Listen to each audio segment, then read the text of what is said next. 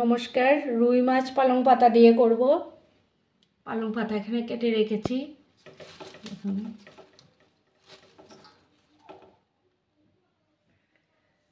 তার জন্য মশলা নিয়েছি জিরে গুঁড়ো, অল্প ধনে গুঁড়ো, হলুদ গুঁড়ো, লঙ্কা গুঁড়ো আর পেঁয়াজ কাঁচা লঙ্কা নিয়েছি। আর অল্প জলপইয়ের আচার করব, জলপই কেটে নিয়েছি। আর ভাজা মশলা দেব, তার জন্য 5 ফোড়ন নিয়েছি, এলাচ, দারচিনি, শুকনো লঙ্কা আর একটা তেজপাতা নিয়েছি। আগে শুকনো লঙ্কাটা শুকনো খোলায় ভেজে দিচ্ছি, সব মশলা শুকনো খোলায় ভাজবো। তেজপাতাটাও ছিঁড়ে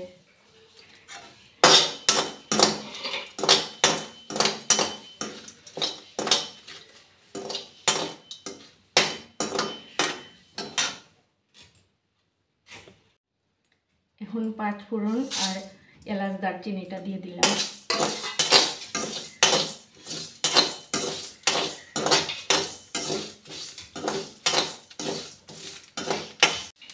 বেশি কড়া করে ভাজবো না, তেতো হয়ে যাবে।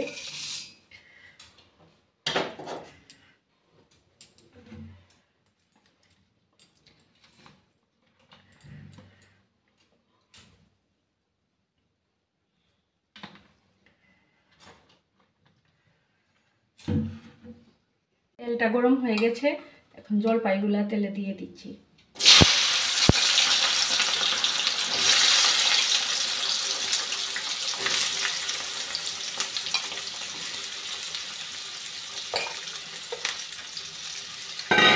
বিচিগুলাও রেখেছি।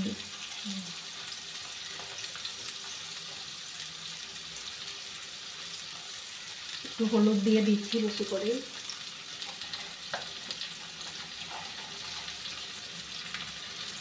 নুনটা দিয়ে দিলাম। ভিনেগার আর চিনিটা পরে দেব, আর নামানোর সময় ভাজা মশলাটা দেব।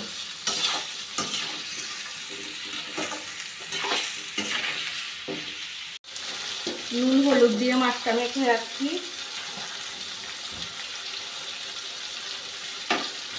মাছবো পরে আগে মশলাটা গুলে রাখছি, মাছের ঝোলের মশলাটা গুলে রাখছি।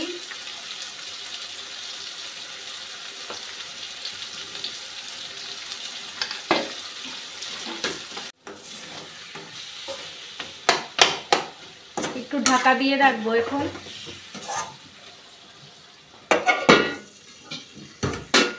তেল গরম হয়ে গেছে, মাছটা ভেজে নিচ্ছি।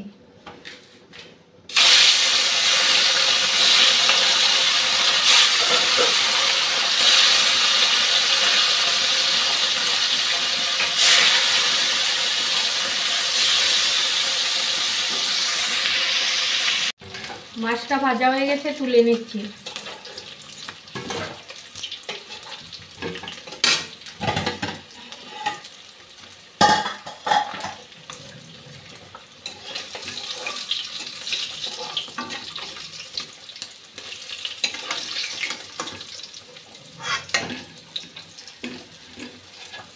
তুলে দিলে সব ছেড়ে যাবে, এখন লেগে রয়েছে।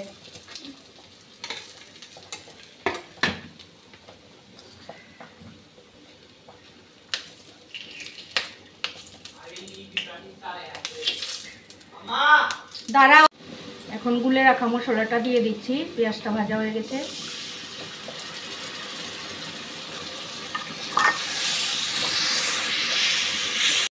মশলাটা খুব ভালোভাবে ভেজে নিয়েছি। এখন পালং পাতাগুলো দিয়ে দিচ্ছি।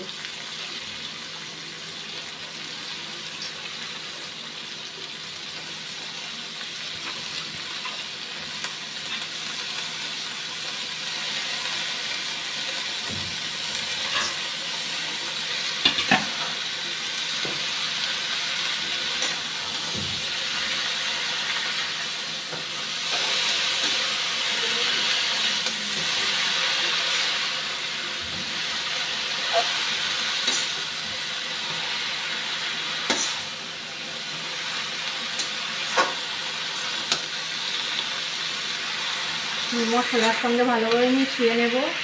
শাকটাও ভাজা হয়ে গেছে মশলার সঙ্গে, এখন মাছগুলো দিয়ে দিচ্ছি।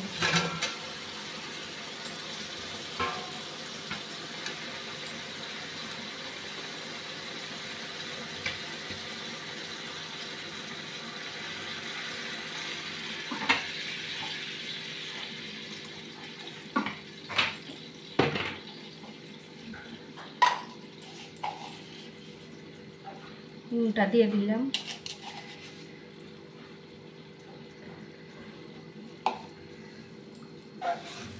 এখন একটু ঢাকা দিয়ে রাখছি।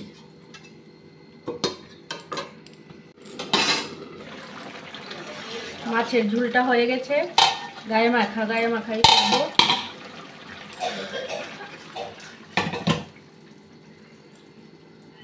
আচারটা নামিয়ে নিয়েছিলাম অর্ধেক করে, তজর খাওয়াতে দেরি হয়ে যাচ্ছে সেজন্য।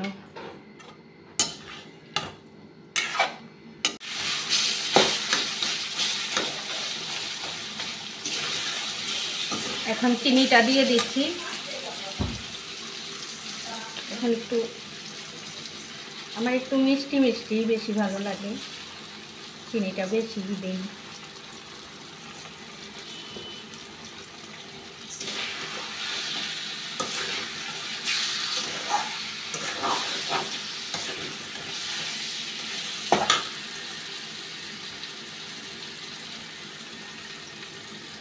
এদিকে ভিনিগার 1 চামচ থেকে একটু বেশি জলের সঙ্গে মিশিয়ে রেখেছিলাম, এটাও দিয়ে দিলাম।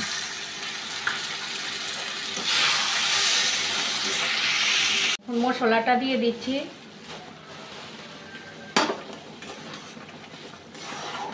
মশলাটা দেওয়ার পর একটা খুব সুন্দর স্মেল বেরোয়।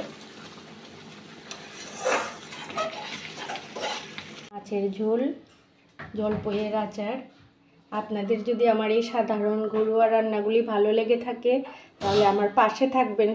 সবাই ভালো থাকবেন, সুস্থ থাকবেন। শুভরাত্রি।